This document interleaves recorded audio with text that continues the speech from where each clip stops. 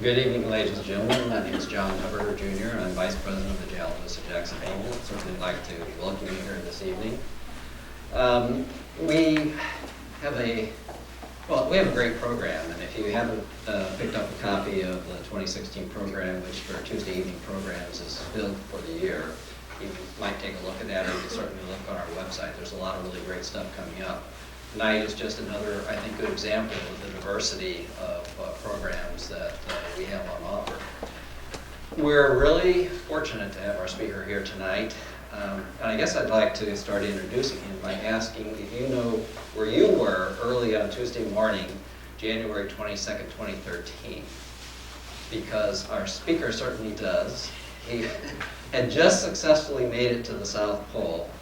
And he holds the record, whether this is good or not, I'm not sure, but he holds the record for the longest expedition to the South Pole in terms of the time it took to get there. And he's only the second American to complete this trek alone. Born in Jackson, Wyoming, 1973, he was introduced to the outdoor craft through the Boy Scouts of America, earned his Eagle Scout Award. Prior to his Antarctic expedition, he skied solo into the heart of Yellowstone and to the interior of Greenland. Aaron has a Bachelor's of Science in Electrical Engineering and a Master's in Computational Science from California State University, San Diego.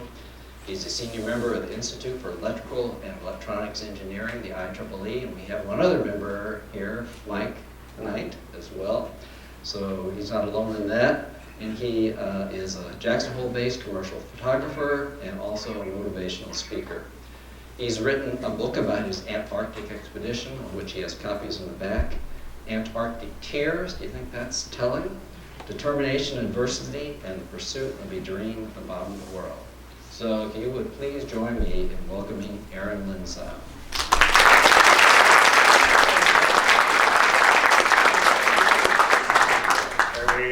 We're on here? Good, okay, let me get switched over for a moment. Get the tech over. We'll get going.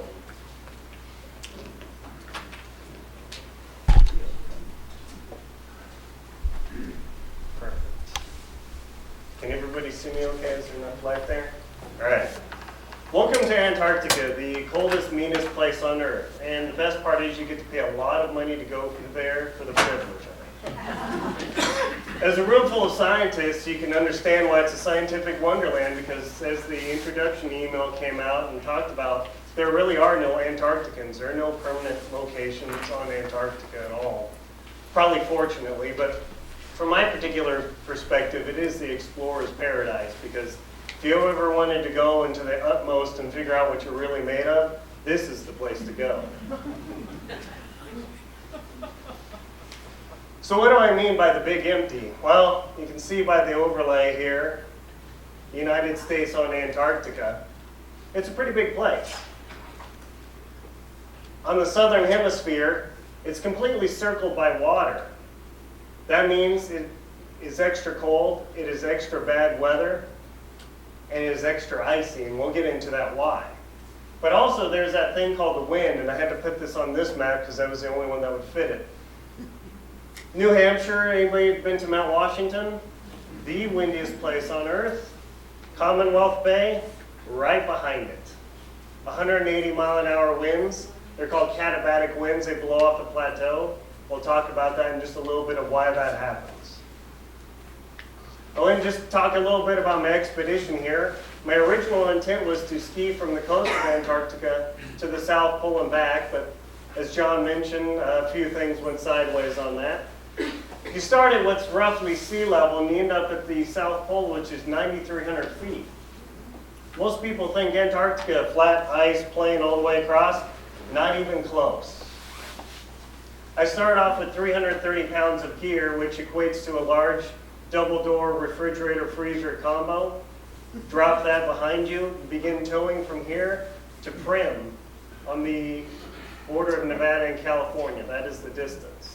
But of course it's uphill. You have a headwind all the way. Unfortunately, I didn't have to carry milk in my hands in doing it. The whole way, oh, some of you got that. Almost the whole time when you start off, there are gale force winds at the coast because of the katabatic winds. And I did have one day of measured hurricane force winds, so that was pretty entertaining. The wind chill, yeah, it gets down to minus 100. How did I know that? Well, I was drinking out of my water bottle. Spilled a little bit of water in my duffel bag. It froze in 10 seconds and blew away. It's like, no, that didn't happen. I'm already going crazy. Well, let's just pour water on it. Whap! Gone. Just like that. So yeah, it's pretty darn cold there in Antarctica. Oh, one other thing. See, everybody says, hey, you didn't start on the coast, Aaron. That's totally bogus. Well, in the Weddell Sea here, that thing's frozen. It's been frozen for a long time. So this is actually the geographic coast of Antarctica in a place called the Hercules Inlet. And the ice there is, just by my rough GPS measurements, 500 feet thick. So head over to, I don't know, Long Beach or San Diego and hang on the coast and you got 500 feet of ice. That's how much freezing happens there. So people ask me as an expeditioner, what kind of food do you have to eat? Well, probably the worst food in the world for you. Not very healthy, but the only way to really succeed is to consume lots and lots of calories. So much so that your diet is primarily based off of fat rather than carbs or sugars, because fat has twice the amount of calories as carbs or sugars. So I started off consuming about 2 pounds of food per day, and I brought food for 90 days.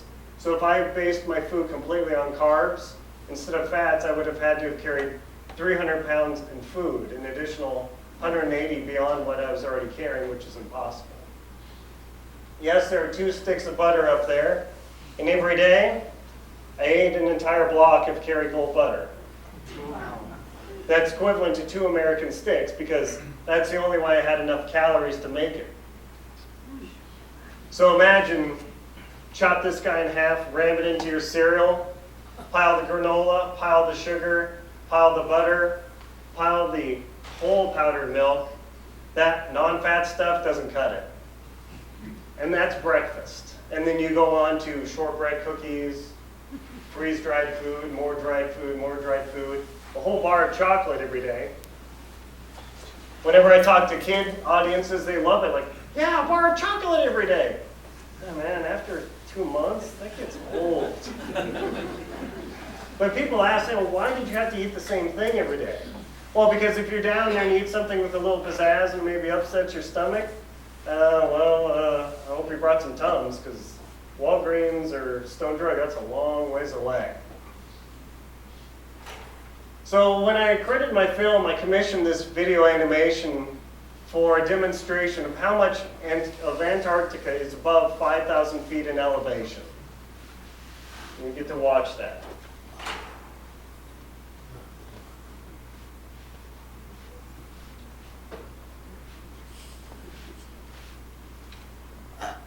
Virtually the entire continent.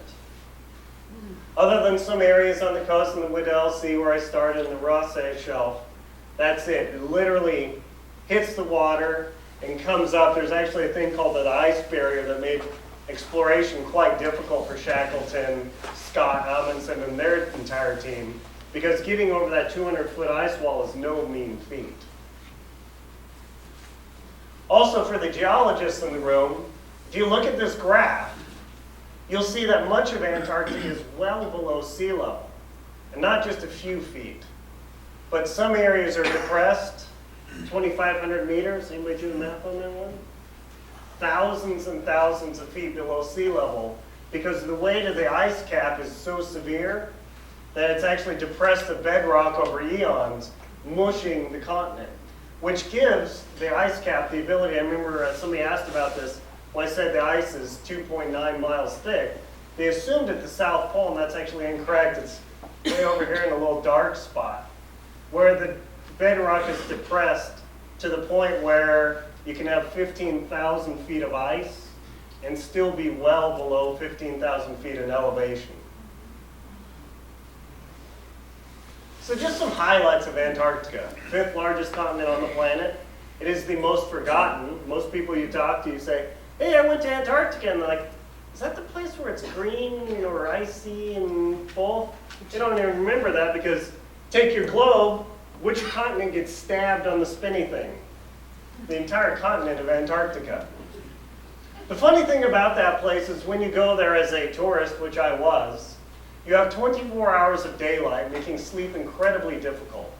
You have to bring eye masks, because when you sleep, you're relying on not a lot of light, because when you wake up and that sunlight hits your eyes, it actually causes your hypothalamus to dump the wake-up chemicals. So when you wake up to go to the bathroom at 2 a.m., you cannot get back to sleep. It's a major ordeal. Plus, two, the wind is so severe, shaking your tent and the noise, that I hope you brought silicone earplugs because you won't be able to sleep. Antarctica is the biggest desert there is. 2 inches of precipitation on average a year. So the joke at the South Pole is, we've got a 9,000-foot base and 2 inches a year. Great skiing. Not quite Jackson standard, but that's how they work. Average elevation, over a mile. Imagine an entire continent with its average elevation over a mile. What would North America look like if you had that kind of stance? Completely different world. The world record coldest temperature is at Vostok Station. It's a Russian outpost on the East Antarctic Plateau. Pretty lonely and darn cold. This measurement is based on ground measurements. There are 2 official measurements. One, the world record has to be measured on the ground. The other, satellite measurements are done just recently, and they're actually got down to minus 132 degrees. But people don't count satellites for whatever reason. It's a Guinness World Record thing. But some of the most interesting things is how much it costs to get something down to Antarctica. And so the lady that wrote my book, Hannah McKeon, she has the world record for the number of times skiing to the South Pole. She's done it 7 times now. They calculated that it cost $33 to get a can of Coke to Berkner Island way out on the coast. So when you say, man, that's really expensive, well, one of the difficulties is that you got to fly everything in on a very large aircraft, jet fuel being the price it is, risk, insurance, all such things. That's what it costs. And we'll actually get into a little bit of that information later should you actually want to go to this continent. So what about Antarctica in the winter? What happens to that thing? These ice shelves are permanent here, over there. These guys are permanent. But during the winter with the 24-hour darkness, when sun sets around March 21st, the ocean begins freezing and expands to the point where the size, the actual land contactable area of Antarctica doubles during the winter. Of course, there's no real other place that does that. The Arctic Ocean freezes over, but at the deepest point, that thing is 14,000 feet deep. So though it develops a shelf of ice, it doesn't have any permanent ice like Antarctica does. And there was a little bit of talk of how Antarctica is distributed and who actually volunteers and participates in that continent. Originally, way back when, Antarctica was first seen by a Russian captain named Bellinghausen in 1820. Think about that for a minute compared to all the other continents known well into antiquity. That continent was seen after Lewis and Clark cruised through this area. It was so difficult to get to, and the icebergs floating around the continent, that it was presumed eventually that, no, there's no way it could be there. But sealing and whaling really drove people down there to figure out where this finally was. And the Russians only made it about 10, 20 days before a couple Americans finally actually sighted the continental landmass. And there are actually 53 parties that have now signed on to the Antarctic Treaty, which came into force in 1961. There are quite a few major claims on Antarctica, but really it's a land of emptiness. There have been various bases. Australia even put up a post office to try and get their footprint in there. Greenpeace actually had a base over on East Antarctica in the Australian sector, and they held that till the mid-1990s. But fortunately, Antarctica, most countries have realized, is best preserved for scientific exploration and a little bit of adventure. And I hope that that continues, because there's always a need for mineral wealth, oil development, but sometimes some places are just best left wilderness. So you would think that the entire continent of Antarctica would be solid ice and that there's no liquid water, but in fact in 1970 there were overflights that began to do measurements and soundings and discovered in fact that the bedrock between the ice to bedrock interface had begun developing and being measured rivers and lakes all across the continent. Now why that is, we'll show this in the next slide, but it's pretty fascinating to think that you've got that huge mass of ice sitting there, but how could the water not freeze? Well, there's a special effect that if you get enough pressure and motion, you can actually grind that ice and get churning where as the glaciers move from the high points in Antarctica to the low points, that you can actually develop liquid lakes. And one of them is Lake Vostok. Happens to just be near the Vostok Russian station. And I think it was last year, a year before, they were running a coring project where they jetted hot water to core down into the lake to take some measurements. Now, of course, the greatest difficulty in this is how not to contaminate the probably purest water on Earth. And unfortunately, the crew that did that drilling failed in their experiment. They did actually contaminate the lake. And it is the biggest lake in Antarctica, 240 kilometers long, give or take. So quite sizable, very unfortunate incident. The British are trying to drill another lake and hopefully they're a little more successful. But you can see an idea of just how big Lake Vostok is on that continent. It's quite a challenge too, to get around there, because there are no permanent bases. Some fascinating geologic facts. Mount Erebus on the east coast of Antarctica near McMurdo Base has one of only 5 open active lava lakes on the planet. Kind of ironic that one of the coldest places on Earth has a big old pool of molten rock hanging out full-time, visible from space. But just relatively near that area are the McMurdo Dry Valleys, which are completely ice-free. No one's precisely sure why. It snows there, but it doesn't stick for whatever reason. But that is a great place to do some of the Mars simulations. NASA and other countries have gone down there into the dry valleys and actually done rock drilling and coring because it's such an excellent simulation of the Mars environment, being cold, remote, and difficult to deal with. As I said, the ice depth has been measured to approximately 2.9 miles. Now, of course, if Antarctica just snap melted, remember that song, Oceanfront Property in Arizona? Very possible with 70% of Earth's fresh water. Though there are no permanent residents in Antarctica, there are people called polies, and those that hang out in McMurdo as well, who get to do the overwinter experience in Antarctica. So when you do that from March 21st or thereabouts till about October, you cannot leave. You might as well be on the International Space Station headed far away from Earth. There have only been 2 rescues in history, and talking to the crew down there said, yeah, it'll probably never happen again because it's so dangerous. You have to take the aircraft that flies down there, completely strip it of grease and everything, load it with light oil, and fly it down there. And it was so cold in the middle of winter that the crews had blow torches with pallets on big drums, oil fuel drums. With a blowtorch, they could only get half those pallets to light for a landing runway, no matter what they did. This particular encampment is a Union Glacier, and that's the encampment that I left. This is what it looks like in the start of the season. In the beginning, there were quite a few more tents and everything for crews, but I went down with the first crew down there because I was planning the round trip and I had to be there as immediately as possible.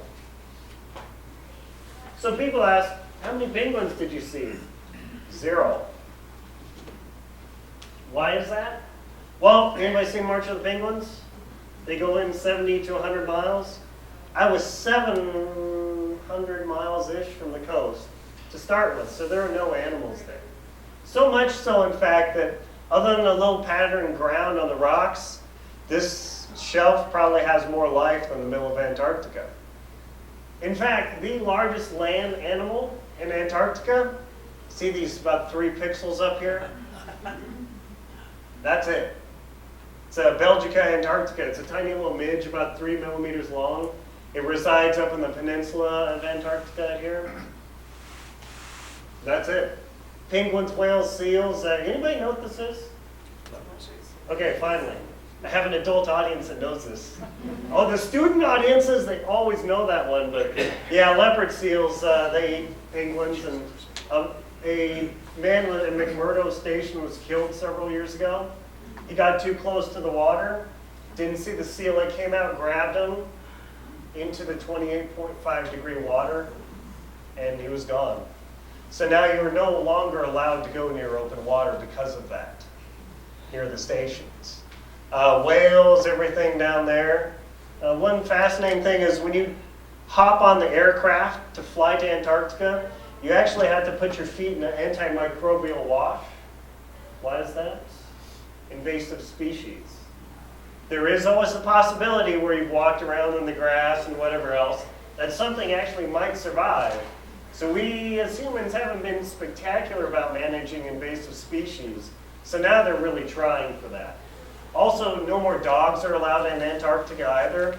The movie, I think it was 8 Below, is actually a good story about some of the last dog teams down there. If you haven't ever seen it, it's actually pretty educational. The breed of Antarctic dog that kind of grew up from the Greenlandic Huskies, as far as I've heard, they're probably all gone, but maybe there's some story of them still out there. So these katabatic winds that I talked about, they're gravity driven. Have you ever been on a humid day where you open your refrigerator and that cold fog pours down out of that thing? Well, imagine how much speed and power that cold fog can pick up if you start at about 12,000 feet and begin racing across the continent towards the coast. And if you look at these maps here, you can see the flow directions of all these winds. And it just happens to be that one of the flow directions from Titan Dome and Dome C over here heads exactly towards the direction I was trying to go against. Of course. Uphill, both wind. During this time, early November is the worst weather possible. Every day I had to build a 6-foot snow block wall just to keep my tent noise from completely keeping me awake. I mean, I did a demonstration a couple weeks ago. Take a huge plastic tarp, whip it as fast as you can over your head, and then try and go to sleep under that noise. Not very easy to do. And this is what it looked like on the worst day possible. This is how bad it is outside. Woohoo! It's been like that all day. Oh, can't even hardly stand up in it. Gotta say. So right after I finished filming that clip, I zipped the tent up. It was already a ½ inch of spindrift snow inside my tent. I had to sweep that stuff out. If I would have walked past the end of these poles on my sleds and turned around, I would have almost not been able to see my tent. Take a few more steps back, my tent would have been invisible. Invariably, you would accidentally get turned around and then you would die. That actually happened to a man in Greenland in 2013. He lost his tent, was not able to create a shelter, and he perished from the hurricane force winds up in Greenland. So when these conditions come, if you've ever seen movies and shows about Antarctica where they have ropes between buildings and such, there's a very good reason for that. Because if you get away and you disconnect, anybody see the whiteout conditions we had a couple days ago? Get out on that flat plateau and get turned around, no compass, no phone, anything, it doesn't go well for you there. The peculiar thing is, I'll show the sastrugi in a moment, but at 85-degree latitude, there's a complete lack of any ice sculpture or shapes whatsoever. It is so flat, it's about as flat as this carpet in here. So you think this huge continental landmass for about 100 miles in that latitude has absolutely no feature whatsoever. It's very disorienting and makes navigation extremely difficult. And there's no apparent cause for the sastrugi that pops up. So what I'm going to do is I'm going to show you an overflight as they return from the South Pole what this actually looks like out there. To give you an idea of just how empty and desolate that continent really is.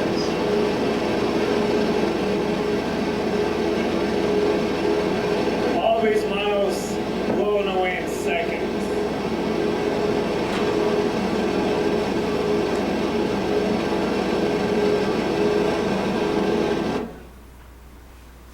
But then there are other latitudes at 87 degrees where the sastrugi grows to massive proportions, 3 meters high, about 10 feet tall.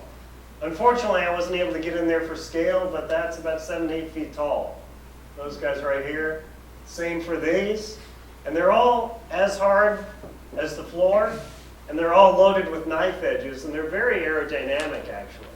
Because a couple times I had a couple of my wrappers I admit got out of my control and blew away, and as those wrappers go along, they don't kind of bounce over these things. They hit, and like the perfect, I don't know, Lexus, Audi, whatever, they hit, skim over that edge, drop down, and keep going without any disturbance whatsoever. So all the ice shapes here, even though they look like perfect huge walls, are extremely aerodynamic. This is the only one I actually had courage to stand on for 2 reasons.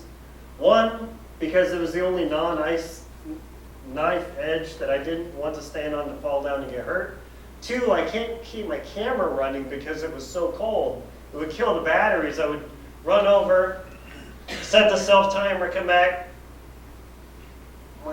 closed. What the? Battery management's a big problem down there, so it kind of ruins this whole selfie action. But again, in Antarctica, at this latitude, it's very difficult to discern what actually causes these sastrugi. Because the winds down there, the katabatic winds, they actually flow continuously. Here where we live, you get gusts where they're strong and recede, strong and recede. The wind down there is like driving down the highway, choose whatever speed you want. Stick your hand out there and it's like a liquid flow. It does not gust. It might, over half an hour, increase in intensity and decrease in intensity, but that's it. So it's a completely different characteristic of wind than you get in North America. And these are some of the other sastrugi shapes that develop simply by the wind. This guy up here is about a foot tall. That's about a half foot tall, kind of distorted from my perspective, but I had to make some interesting art shots. These 15 feet long. This is 9 feet tall.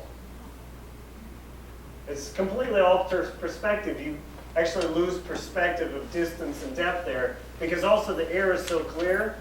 When you see things out way out from the horizon, you might be skiing for an hour and a half and still not get there. It's very disturbing. So you see, I'm going to show you another video of an overflight in the 87 degree latitude, and you can see what appears to be a river of sastrugi flowing through the area. It's like a river of sastrugi in the ice.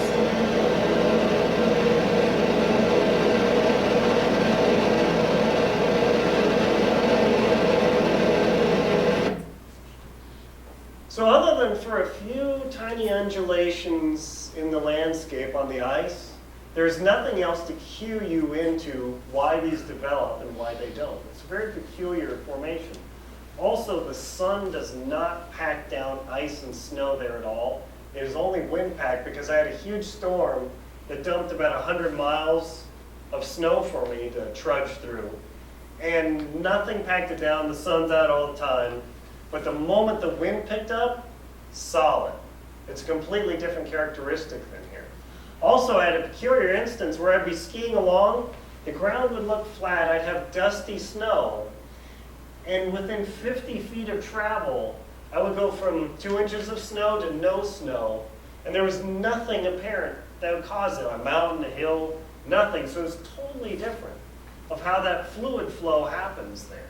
It's very peculiar. So there are bands of sastrugi, and you can see these in the distance. I'm flying, I don't know, probably 1,000 feet above elevation. But there's nothing to give you the impression of why that happens at all. So if anybody's real good at fluid dynamics, long distance continental scales, This might be a fun project to work on.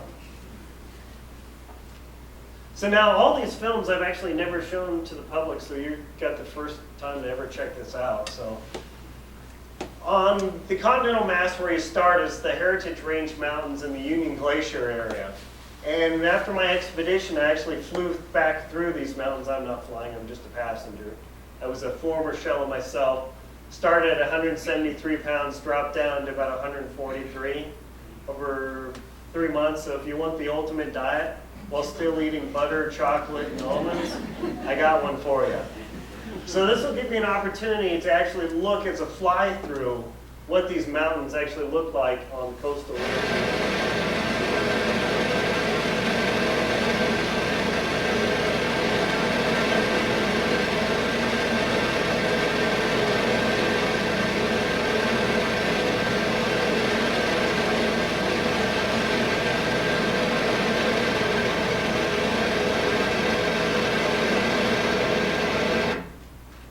So a lot of those mountains are actually quite buried on the southern facing slopes because of the wind and how the ice packs up. But on the north facing slopes, they're relatively open. There's a type of mountain where there's the peaks poking out, and it's called a nunatak. And I'd asked the Antarctic Logistics and Expedition about picking up some rock samples a la Scott without trying to die, of course. And they said, no, you can't actually do that. Really, why? You have to have a permit to collect. You can't just go cruising around there, picking up stuff and taking it home. But of course the temptation is there, like, come on, man, what's going on? But I was warned, well, you can do that if you want, but if you get near these mountains, these glaciers flow down through these mountains. And along those mountains become shear zones in that ice, developing cracks 10 feet, 100 feet, 1,000 feet deep. You choose. This is facing the other direction, flying into Union Glacier, and you'll actually see some of the shape of the rock here, with this interesting area, where a very dark rock layered on top of this very light rock.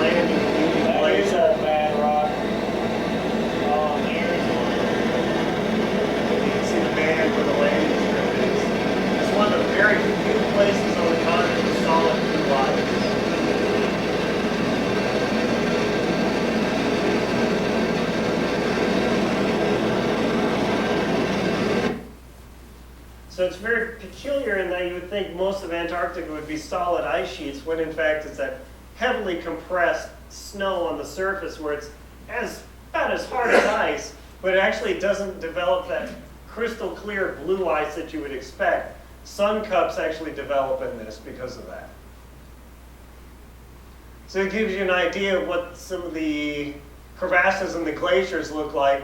To give you an idea of scale, all these crevasses would easily consume a minivan and not even notice. And you can see more of the mountainous areas in Union Glacier that it flows through. These mountains, based on my estimate, a couple thousand feet tall, but so buried in ice, virtually nothing sticks out there. What about the atmosphere in Antarctica? Well, there's this thing called the troposphere. That's where we actually live. And along the equator, it's about 11 miles-ish thick. Somebody correct me if I'm totally wrong. But near the pole, it's only about 5 miles thick. So even though the elevation at the South Pole is at 9,301 feet, the physiological effect of the atmosphere there actually feels like you're at 12,000 feet. So if you ever want to do an expedition to the South Pole, you got to be up at the elevation of South Teton, thereabouts, and do your workouts there, because that's what it's actually like. Also, Antarctica has the pleasure of having a permanent low pressure system over it because of this, so it has perpetually bad weather in addition to the very thin atmosphere. And as a consequence of the ozone being depleted, and it naturally actually happens too during the summer and winter cycles. It's not just aerosols, but there's a natural cycle of the sun generating and destroying ozone. This is a place where you can be both extremely hot and extremely cold simultaneously. There's more than one day where I had no wind, so I had no convection to cool me down.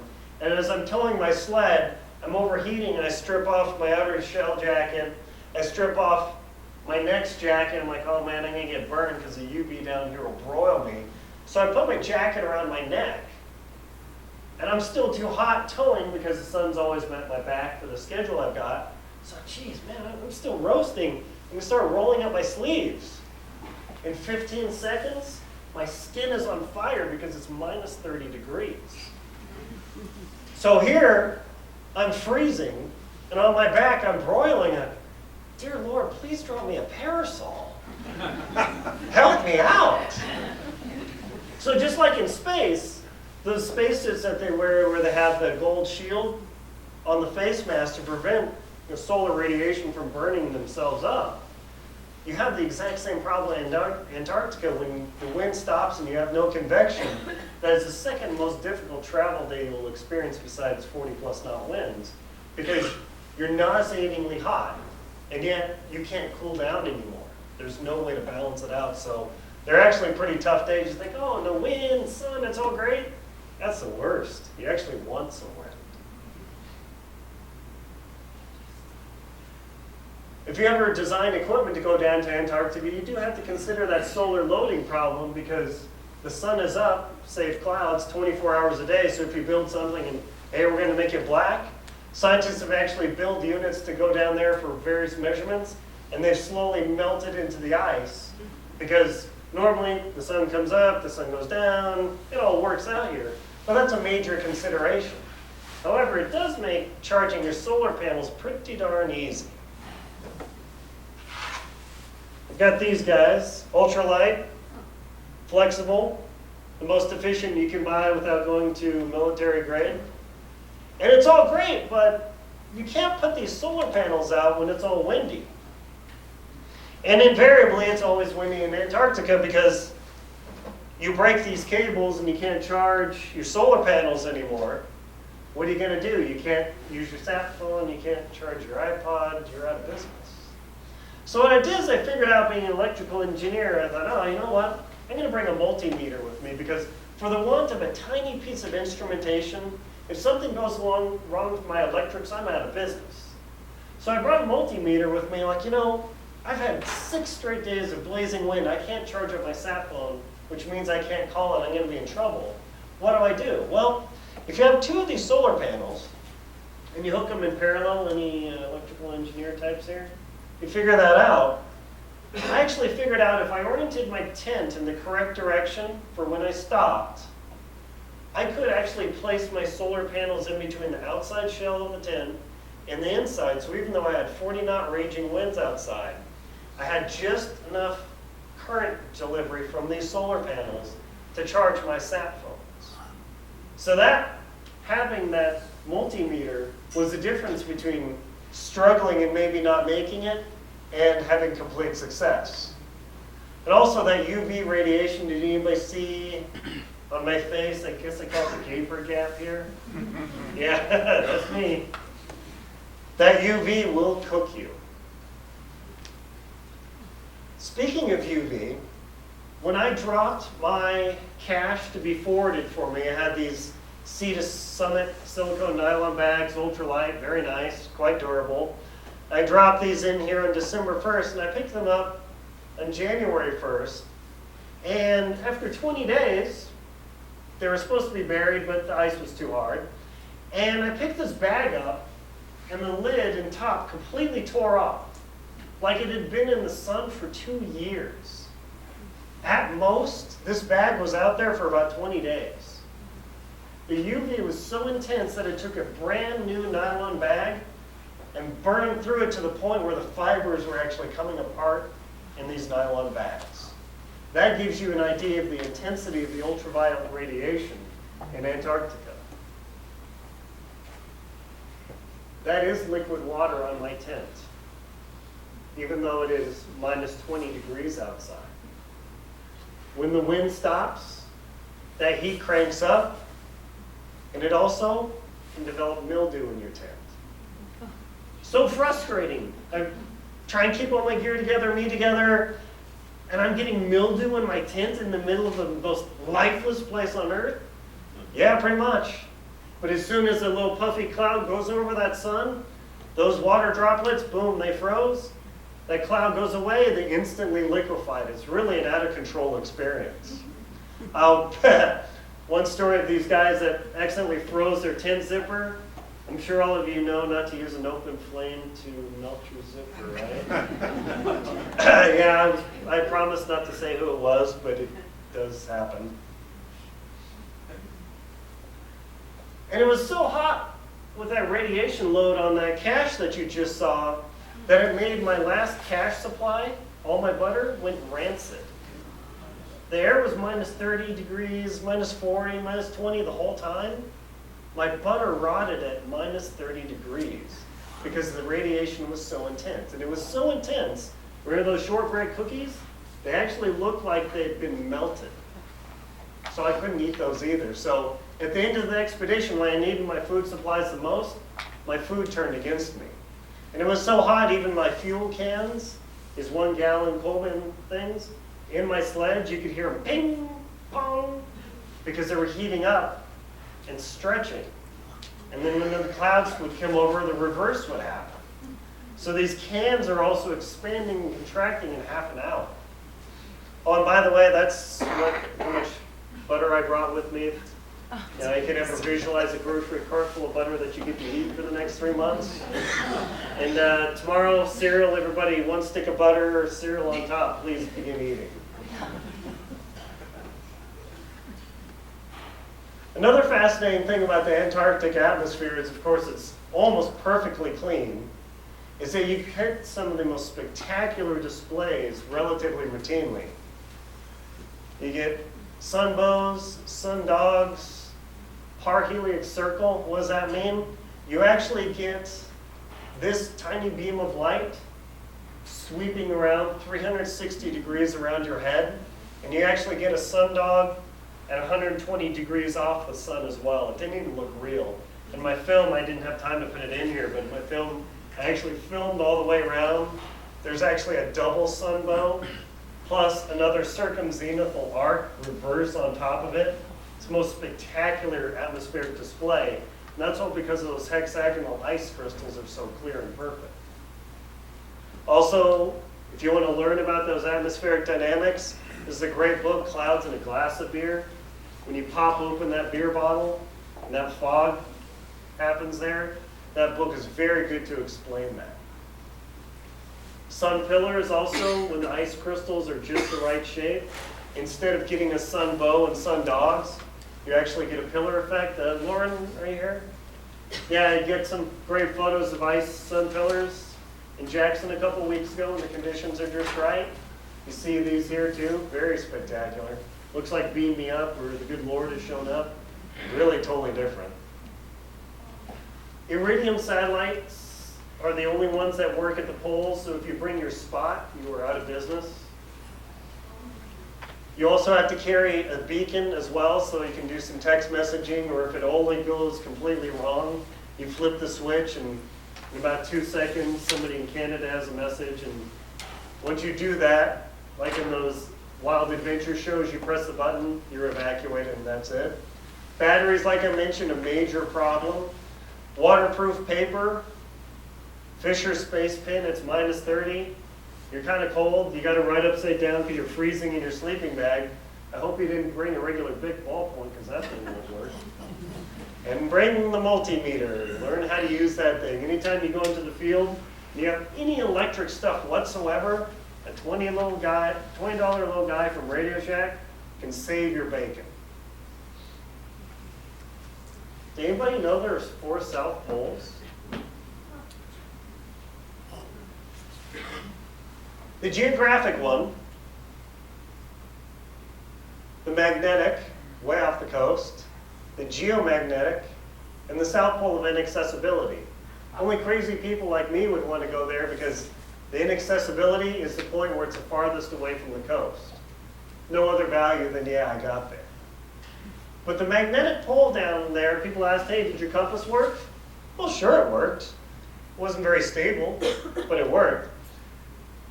Just how the magnetic dipole works in the Earth, where the magnetic point is that your compass points to and where this magnetic bar that goes through, they're not in the same place. And they move constantly. Also, the declination in North America, we're at about 13 degrees or so. At the South Pole, it is 45 degrees off. So if you think you're navigating the right direction, I'll show you the effect in a moment. These are the declination lines that circle around the South Pole. Just a few miles of travel can make a huge difference in how your compass works and where you go to. If you ever go to the NOAA website and check this out, it's pretty fascinating. If I would have used the same navigation notes that Amundsen and Scott used, I would have been several hundred miles off because the magnetic pole has moved that much. So just to give you an idea of how significant this problem is with correcting declination, say, hey, let's take a field trip down to Prim, just outside Las Vegas, and Aaron blew it and didn't correct for the deviation, we would end up in Albuquerque. That is how significant that correction is and how important it is to get it right. Also, map projections can really mess you up. All these are valid world projections, but it's the South Pole you get a very peculiar effect that on your GPS uses orthogonal Cartesian coordinates, but the globe system uses polar coordinates. This is what your track looks like. This is an actual photo from my GPS as you're headed towards the pole. At about 89 degrees, 0.5 latitude, this line curves dramatically because you get this. So on your GPS, you say, start turning left, what the? No, it's only because of the mapping here. And if you don't know that, when you get really near the pole, you start to get weirded out and you start cruising around, you can get really lost right near your destination. Psychologically, I saw colored spots in the snow. I started to see a raven in the sky. The expeditioner I met out on the ice, she said, she's from Iceland, so they're heavy into elves. She said she saw elves in the ice. It's very common for people to hear mice under their skis. Any cross-country people ever hear mice under your skis? No? There's a term called anamonomania. That's where you get neurotic about the wind intensity and direction. And I wouldn't say it's a neurosis, but kind of like claustrophobia, but it drives you nuts. And it causes some people to just give up when you've got plenty of supplies, food, fuel, time. Some people just quit. The South Pole Base. Anybody ever heard of Project Ice Cube? Neutrino detector. These guys are buried about 2 miles under the ice. They've got a sample down there. This is the South Pole Station. 60,000 square foot facility, basically a space station. The geographic pole is right over here. The candy cane deal is a few hundred yards away. You have to have the symbolic. The geographic always scoots around. If you're heavily into space dynamics and measurements and looking at the cosmos, these microwave radio dishes down there, big facility, really fun to check out. Oh, one other picture, sorry. If you ever want to take a look at Amundsen's original journal, this is the place on the earth you have to go. And it is behind glass, and I asked about it, and they just laughed at me. So if you want to go to Antarctica, how do you get there? There are a couple options. Antarctic Logistics and Expedition and Adventure Network, they're the one that you will have to go to get to most of Antarctica. There are no commercial flights to this continent at all. So Speeding Orbits, Travelocity Kayak, forget that. If you want to take a cruise, that's a much more common way to get to Antarctica and much more reasonably priced. You can go down to Ushuaia, and actually, sometimes they'll have these posters up. I've been there before. That's where the penguin bit me. I'm a bad person.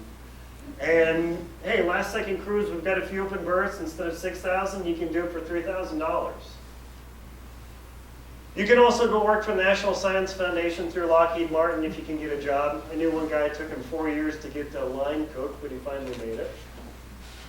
And there's a lady, the one that wrote my forward, she's actually doing polar training in February up at Turpin Meadows.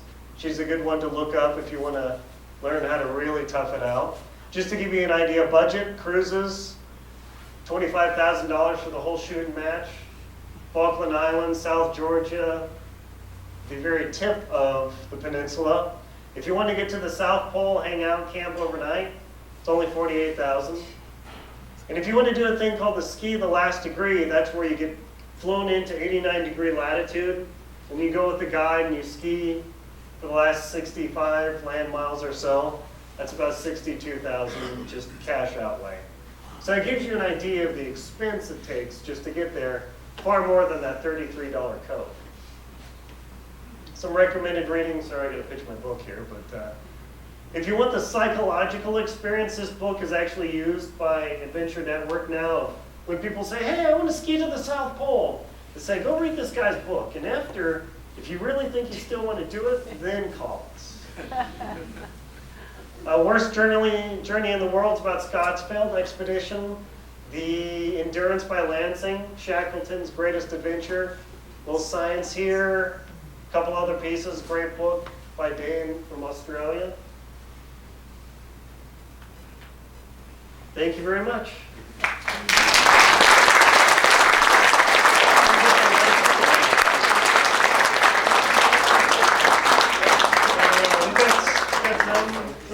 Plenty of questions, Shane? Okay, yeah, please open it up here and then ask whatever questions you want. I will answer them. Yes. In the one photo of you, it looked like you didn't have a beard, you just had a mustache. Ah. Shaving? No, the one photo of me, did I have a beard or mustache? No, that was how I began. By the end, I don't do beards very well. I don't have the Jackson look. It goes to this crazy man thing. One of the problems is with your mask there, that freezes to your face. So you get to rip your beard off daily. So take those short hairs and yank them out. So yeah, there's a marked deterioration there. Personal hygiene, I wouldn't say would be safe to shave down there. You get a good old slice. Now what are you gonna do? Plus you can only carry so much weight. So much so that the tags on your jackets and shirts, I cut out all of them. They cut down a quarter pound of weight. You think, what's a quarter pound? That equates to a half day of travel for me. It's a major deal. So personal hygiene, also you saw those tea bags? After you drink your tea, squeeze them out. How do you take a shower? Oh, rub a tea bag. Chamomile. Works pretty well. Other questions? Yes? So sun's up all the time, you can sleep whenever you feel like it. So did you stick to kind of a 24-hour cycle, or did you say, hey, this is good weather, I'll just keep going and then sleep a long time later? So the question is about the 24-hour sun. How do you manage yourself? You actually have to stick to a very specific regimen, because when the sun's like up that long, or experiments that have been done where people go hide in a cave with no cues of time, your day actually starts to lengthen beyond 24 hours to about 26, 27. And you'll actually cause yourself to work longer than you need to. You actually have to be very strict in your regimen about, you will now get up at 6 o'clock, you will now ski at 9, you'll ski for 75-minute sessions 6 times until 6 o'clock, you will then get into your tent and you will just chill out. Because otherwise your natural tendency is, oh, I'll just pour in another half an hour, I'll pour in another half hour. You actually begin tearing yourself apart. Because not only your body can only handle so much load, but your mind just gets worn out from that activity. Like I said, I started seeing colored spots and they were very light. By the end of the expedition, popsicle green, Coca-Cola red, I mean, just like, holy cow. No LSD here, I promise. But yeah, your mind really begins to disconnect, so you have to be very regimented. So analog watch, also highly recommended. You got polarized glasses, you look at that thing sideways, no good. So very handy. You've got to be super strict about that, because there is a tendency you don't have the right mindset to, oh, I'll just sleep another half hour. Oh, I'll just sleep another hour. That's a mile, 2 miles, 3 miles. You're sleeping in for an hour, blows away days of travel, and you can actually ruin your expedition by taking it easy. So you actually have to be very military about the activity. So if you don't have that drill sergeant in your head of, you will get up, mister, now, and you will do this. Get up and let's go. If you don't have that, you really want to think about doing this because you probably won't make it. It sounds crazy, but it's true. Yes? When did you do it? When did I go to the South Pole? I started on November 1st, 2012, and I finished January 21st/22nd, 2013. I say slash because when you step into the South Pole station, they're on New Zealand time. I was traveling on Santiago time, so it's one of those cool time zone things. And also the South Pole, if you go the right direction around it, you can do the time warp thing. I got to relive my birthday, that was kind of fun. If you want to get young, I got a place for you to go. Yes? Did you increase your body mass before going, and how long did it take you to gain the weight back? If you'd lost that much weight with your present build, you would have lost a lot of lean body mass. Oh yeah. So how much weight did I gain? My regular fighting weight's about 155, 160, so I got up to 173. I would have preferred to gain more weight, but I was working out so much. Anybody a couple summers ago see this crazy guy towing a tire? That's me. So you're doing all this workout and you're chowing down. So I would have a power breakfast, eggs, bacon, pancakes, sausage, and then I would do that, go for a run, and I'd drive into town, hit McD's, get the mega breakfast, power that down, keep working out, and 10 o'clock I was ready to eat again. So the caloric intake load, I just approached a point where I couldn't gain any more weight based on the workouts I was doing. I was towing tires up Old Pass Road out of Wilson, and then coming back down, I would have to stuff rocks in that tire because going downhill was too easy. It was a waste of time. So yeah, you get down to 142 on this frame. Yeah, I mean, my clothes look like, I was a little kid and I've got my dad's shirt on. It was pretty crazy. How long did it take you to gain the weight back? Pretty fast, maybe 3 or 4 weeks. It comes on pretty quick because when you get back, I had to eat every hour and a half or 2 hours because that's the schedule I was on. So at most by February, I was back up into the 150s. It's pretty quick. Yes. What did you do with your waste? What Both did- human and paper. What did I do with my waste, both human and paper? That's the one thing you're allowed to leave there. Thank goodness. If you go mountain climbing, I'm headed to Denali in May. You got to container that thing all the way out. So yeah, you can leave that there. Put your paper, container it in the trash. It all flash freezes. With your butter wrappers and things. Oh, trash bag. So all of my food, yeah, what do I do with my butter wrappers, food wrappers, and all that? I carried all my food, shrunk it down, throw all the packaging away, break it down to 1 gallon Ziploc. So as I would develop my trash, I would just stuff those in and smash and compact them. I really wanted to get rid of them, but I didn't want to be the one fool who spoils the most pristine place on earth. So that is a thing too of garbage handling and fuel handling. It is an issue. Yes? How did you handle dehydration? How did I handle hydration or dehydration? Yeah. Yeah, because especially the Dry Valley area is the driest place on earth. Commercial airlines, you hop in, you get a little desiccated. Antarctica makes an airline feel like a human jungle. You would actually get out there, you have to keep covered full time, and I would actually take my gloves off, and in half an hour I would go from perfectly fine to split and bleeding immediately. So I had to drink at least 5 liters of water in totality a day, including food. So everybody says, oh, drink a gallon of water a day? That ain't enough, you will fall apart. So of course I've got to make these 5 liters of water a day, every day, because you can't carry that much water.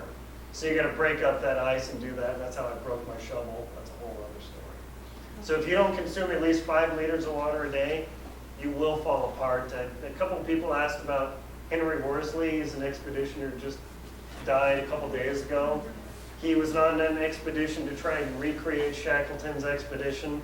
He developed peritonitis. It's a bacterial infection, I guess, in your intestines. He was evacuated out and he died in Punta Arenas, Chile. So the articles, CNN, BBC, they imply he died only 30 miles from his, no, not quite. It's not quite correct. Yes. So Aaron, could you give us kind of your typical day down there? When you would get up, take down the tent, how long would that take? How far would you go? When would you eat while you were skiing? just walk us all the way through kind of your typical day from sun up to when you wake up to yeah, sorry. Yeah, so my typical day would start at 6 a.m. My alarm would go off, and you'd lollygag for about 2 minutes, like, dude, you gotta get up, you gotta get going. You get yourself up. I normally always made water at night, so I never cooked or did anything in the morning, so I already had a jug of warmish water. So I would, these 5 liters of water in these Nalgene's, I would have to stuff in my sleeping bag along with my boot liners and everything else. So you're floating on this sea of garbage that you've got to keep warm. Because if you leave any of those Nalgene's out, yeah, it's a solid rock, and now what are you going to do with that thing? So I had to get those out, keep those in their neoprene sleeves, write in my journal a bit, start to chunk up that butter, put it in my breakfast, pour the cereal in, pour some of the warm water, start chowing that down, which trying to chow down a full brick of butter takes a lot of power down. And then I would make a cup of hot chocolate, get that going, drink that as quick as I could, then begin collecting my materials. And from when I finished food and said, okay, begin getting ready to get out of the tent to actually skiing away, hour and a half, depending on what was going on, because your sleeping bag the size of a twin bed, you've got to ram that back into its bag. Your air mattress, you got to squish that down and be careful you don't punch a hole in it. You got to roll up everything. You lose anything, these tiny little trinkets, any one of these wires in your toast. So you've got to be very careful and very meticulous. Get all that in bags. If it's pleasant conditions, I would get out of the tent and load the sled outside. Otherwise, I would drag the sled inside. Oh gosh, ram stuff in there. And then, okay, we're getting ready. Because you don't want to bundle up too early because you get too hot. But if you don't get your goggles on in time to warm them up and stabilize them, you get outside and they flash freeze. So I'd get out more than once and I'd be messing around with the tent. Goggles fog, gosh darn it. Eyes closed and shut. And you'd have to jump back in the tent. Yeah, I froze my eyes shut more than once. Just by taking these goggles off to defog them, that wind would whip around, fill my goggles with spindrift, and freeze my eyelashes shut. So you'd have to get in the tent. Yeah. So you became very meticulous about that. Once I got everything in there, I would put down my tent and lay on the thing, because blowing away tent, major problem. So you'd stake it, hook it up to the sleds, carefully roll it up. And the nice thing is, this style tent, the hoop style rather than a dome, you could just roll that thing as a burrito and put it on your sleds, and then get that all clipped down there. And then I would begin skiing at 9 a.m., give or take, and then I would have 75-minute sessions. Once I figure it out, and I talk about in the book of all the mistakes I've made in learning of how to actually do this right. And then you'd stop for 10, 15 minutes, and take 5 chugs of water, eat whatever bar, chocolate, whatever was in my food sequence there, and then I would have 5 more chugs of water, and that was just about right. And then it was time to go. But of course, you're doing this super heavy labor, so much so that you've got your parka and a thin wool shirt on, and that's it. So even though it's minus 30, you're still almost too hot. So much so that if you unzip your jacket 2 inches, you're freezing. You zip up 1 inch, you're neutral. You zip up another, it's too hot. So you do that, and you're sitting there, so you're starting to freeze and shiver. Oh gosh, I gotta get going. So you boom, boom, boom. You do that all throughout the day, 6 sessions, right at 6 o'clock. And I mean, if it's 5:59 and 45 seconds, keep skiing. So you literally, okay, because you gotta be honest about yourself. Anybody ever done sports or coaching? Don't cheat yourself. Yeah, this is the real deal. So 6 o'clock I would stop, and then begin the tent setup again. And again, I would stake my sleds down, lay on my tent as I rolled it out, hook it on the stakes, and if it was windy, I'd hold on. And as I step back, boom! Holding onto that thing kind of yanks you around. You very carefully get it staked down, drag everything back in. The first thing I did was always hook up my phones for charging, and then get the water boiling, because it took so much time to get this phones charging. Then blog calls, maintenance, things tearing. I don't know how much, I learned to sew pretty well in Antarctica. Glue things, seam grips, the only glue I found that here is at -40. So that was real good. So by the time you repair yourself, write in your journal, do this water thing for an hour and a half, you've got about 10 minutes of chill time and that's it. And then it's 9 o'clock, sleep, and then wake up and boom, repeat. That's the average day. What was the total distance you went? And how much weight did you start with? And how much weight, not on your body, but you were dragging? And how much weight was left when you arrived at the South Pole? The total distance that I covered was 720 miles from the coast to the pole with a little dogleg route to get away from some of those crevasses. You start with 330 pounds of supplies, and you consume 2.1 pounds of food per day. So you end up about 120, 130 pounds of gear left. I had 4 days of food rations left, so the weather was so bad at the South Pole, I almost got stuck there a couple days, so I was pretty darn close. So yeah, by the time you'd go, the other expeditioner I ran into, Vilberg Garcetir, she's from Iceland, she had planned to do 50 days, and the weather and conditions were so bad she couldn't make it, so she had to get a resupply. So she lost her unsupported status. Otherwise, she would have had to have done half rations, and doing that for 120 miles, you won't make it. So yeah, you burn through food like you can't imagine. There's a question. Yeah. How did you ski through the Sastrugi? How did I ski through the Sastrugi? Well, originally I had to ski around it because my sleds were on skis, and the sleds would always crash into there. And the Sastrugi eventually broke the skis off the sleds. So you think, oh, that's bad. But in a way it was good, even though it increased my drag, the tracking, where those sleds slid sideways, they would begin tracking better. So ultimately I could ski straighter, which is a big deal. So that huge 9-foot Sastrugi, you have no choice but to go around that business. But I learned way too late that even if it's 2-3 feet high and it's only 10 feet wide, you go straight over it. 20 feet here, 30 feet there, multiply by days, miles, and everything, huge mile loss. So you literally have to force yourself to hit this thing, step, ski up on the skins, get down, slam your sled, and keep going. It's pretty tough. You fall over a couple times, crack yourself. You get used to it, kind of. Yeah. There it is. You said you had planned originally to do a round trip, Oh, yeah. so 1,400 miles. Yes. Yeah, originally I planned to do a round trip. I caught a cold going down to Punta Arenas, which developed into bronchitis. On day 14, I coughed up blood. I didn't call anybody about that. I did have some zithromycin, so I was able to knock it down. But anybody ever got a lung infection, right? It takes a month to 6 weeks to recover in warm, comfortable conditions. Before I even stepped foot there, my round trip was over and I didn't even know it yet.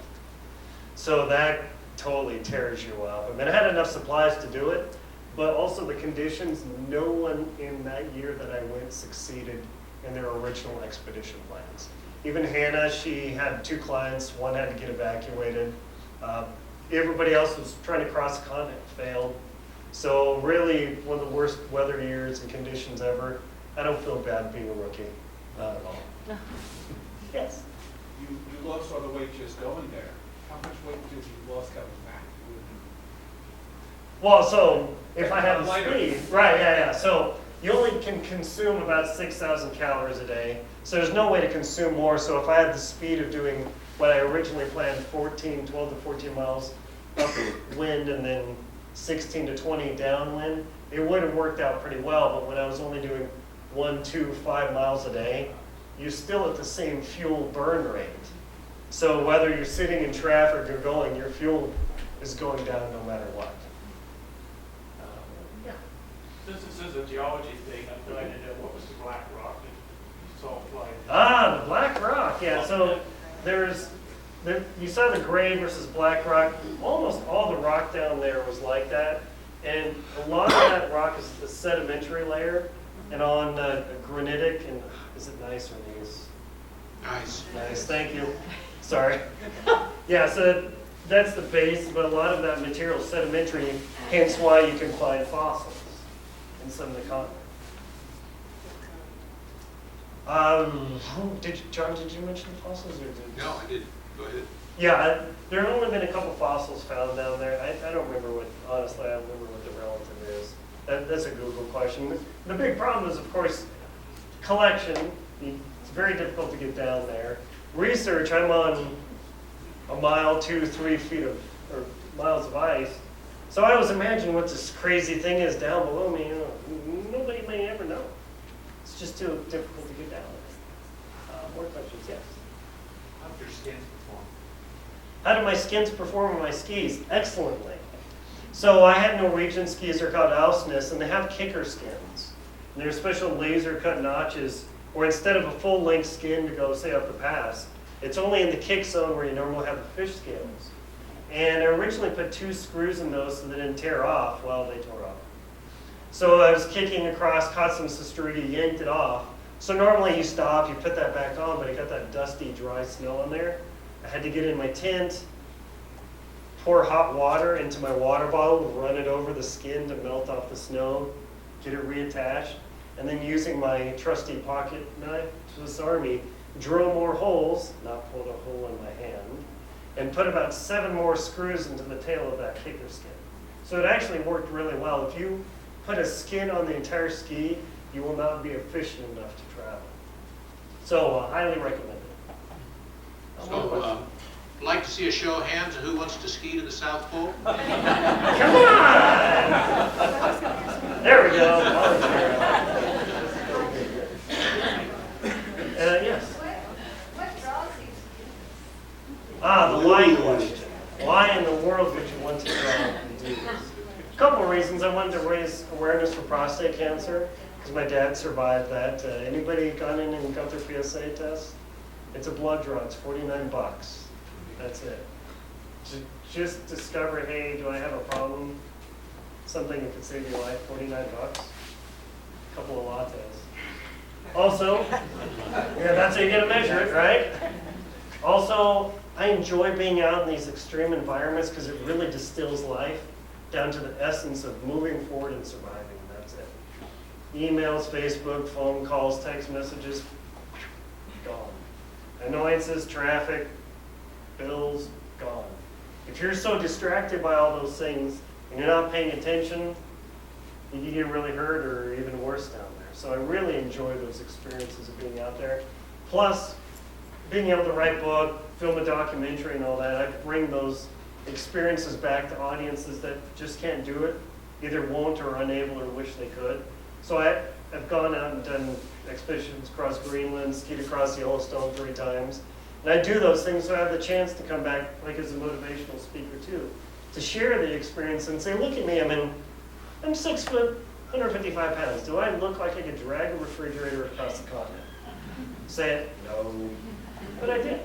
So I get to share that. Just because you're not some big old gorilla Norwegian powerhouse doesn't mean you can't do awesome stuff. So I like to share that experience with people too. More questions? Yes. When are you doing the next one? The next trip, well, I'm headed to Denali in mid-May. I'm going to go up the West Buttress route as a soloist and try and make that guy. Hopefully bring back a story for the next experience there. If there are any scientists in the room who want to do a little research up there, I'd like to connect with you. Because I'd like to just go out and not just do this just to do this, but to bring back some value to the world. Would you do the same trip again? Would I do the same trip again? If I could go to Antarctica again, I would do it in a heartbeat, absolutely. Would I do this particular trip again? I don't know. I'd like to mix it up. Because I've seen that part of the continent, but it's a huge place. So I'm planning to go to the North Pole, and hopefully in a year or two. We'll see. That's become a little sketchy. More questions? Yes. Yeah, since you could not come back, were you picked up by the plane that you picked Yes. up? Yeah, since I wasn't able to make the return trip, I was picked up by an aircraft. That's something also that is an expedition. You got to prepay for that bad boy. Because that flight out there, they have to carry the fuel with them. So the round trip, I think, is $10,000 or $15,000.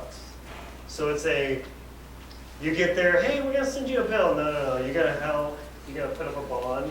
So in case you have to be rescued or picked up, that's already taken care of, so it's part of the experience. Yeah. Was dealing with the extreme cold something that was frightening at times? Were there conditions that you didn't travel in? Were you confident eventually you could deal with whatever the temperature? Yeah, was I worried about the extreme cold? Absolutely. You get frostbite. I got a couple nips on my face. No fingers or toes lost. That day that I showed you was a hurricane force wind. Yeah, no way I'm going to go out in that. I had one other super bad weather day, and I took one sick day because of my lung infection. But past that, I always had to go out. So it's a management of bundling up, being safe, not losing any gear. Because your gloves have to have what they call immediate cords. Because you drop your glove, it won't even hit the ground. It will be 15, 20 feet away going 30 miles an hour. So imagine you being in a crazy city, Paris or somewhere, surrounded by pickpockets and thieves. And the moment you drop something, sayonara. So people have lost gloves and gotten frostbite before they could get their glove out of their bag. So you have to be constant and vigorous about maintaining and managing yourself. So yeah, initially I started off pretty scared, watched some YouTube videos, but eventually, all right, I just gotta kind of take it as it comes. But eventually you psychologically and physiologically calibrate to that temperature, because here, yeah, it can be minus 20 degrees, but we're running in and out of buildings. When you're in it, after about a week, it's bundle up and go. Yeah. How do I treat my frostbite on my face? Like little kids that get owies and they want a bandage, I just start piling up the bandages on my face to give an insulation layer. But that's really all I can do about it. I mean, I got a couple of nips on my cheeks. I got a little liquidy, but past that, the only other thing you get are chilblains, which are a cold reaction. And your skin, it's not freezing, but it actually starts dying. And so there's a thing called polar thigh, where you've got that constant headwind, and your pants are always the thinnest. And you actually get these tiny little black marks that turn into huge sores and the skin falls off. That's a very common activity, which then can develop a bacterial infection. So I knew that, so I actually developed these, I call them polar thigh guard pants, that insulated, so I didn't have any problem with that at all. But other people have huge sores on their stomach, and really nasty. So I didn't have to deal with it to manage it, but yeah, if you get some pretty serious frostbite, a South African team had that happen when I was there. They'd probably lose the tip of his middle finger. Not uncommon. Yes? So how did you, when you were going 75 minutes and stopped and had a hydrant, how did you drink? Or how was the water? How did the water stay water? Yeah. So you fill up your Nalgene bottle at night, you close that lid, and then you tilt it and make sure it doesn't leak. Halfway through my expedition, one of the bottles started leaking. Don't know why. No ice or anything on it. Then you put that in a neoprene sleeve, then you put that in your waterproof bag, and then you put that in your huge sleeping bag in the back sled. So every time you stop, you have your cachet of water bottles, but in the front you've got your extra insulated jacket. You put it in there, you come out and drink, sometimes with ice over, you chisel it off. So your water is 32, 33 degrees, so if you have any teeth problems, yeah. And so I would figure out about 5 chugs, 5 ounces, and then stop, eat another 5, and that was just about right. So it's a constant battle to keep that going. Yes. Do they restrict the number of people that do this, or then like Are the number of people restricted that do long distance expedition? Not that I know of. As an American, you're kind of covered under their permit system. If you're another nationality, you got to get permits. It is so effort intensive and cost prohibitive that it's self-limiting. I mean, 6,000 plus have been to the top of Everest, 320 or so in the human history have ever done this long distance expedition, and there's no limits on it. It's just that tough. When I went, there were 8 long distance expeditions on the entire continent, and then a few shorties, but that's about it. Yeah, it's just so expensive and it's so hard to do. I met Russell Bryce, who did the establishment of Himalayan expedition, and he said, I've been to K2, Cho-Oyu, Everest, and I would never do this expedition, it's too hard. I mean, he's been to the top of the craziest pinnacles, because every day is summit day. Because you go up a high mountain, you hang, okay, let's shoot it and go. Here, raging wind, that stinks. Whiteout, that stinks. It's summit day, check this out. So you gotta do that every day. Any other That's, Yeah, we're probably gonna. yeah, let's go ahead and No. thank Aaron, but before we do, remember he's got book